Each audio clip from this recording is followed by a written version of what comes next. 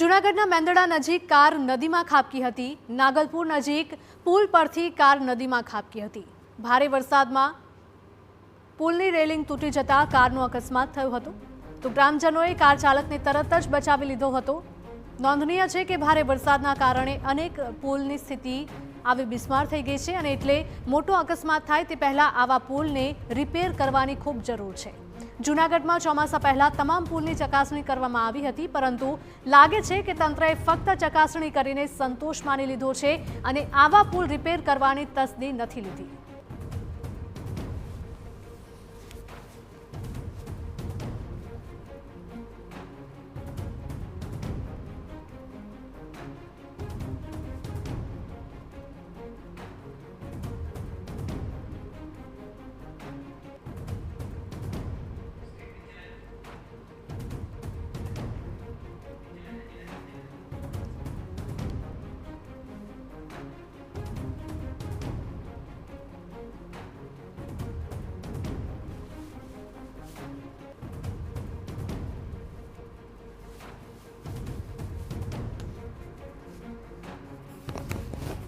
તો જૂનાગઢના મેંદરડા નજીકનો આ બનાવ સામે આવી રહ્યો છે કે જ્યાં કાર નદીમાં ખાબકી હતી।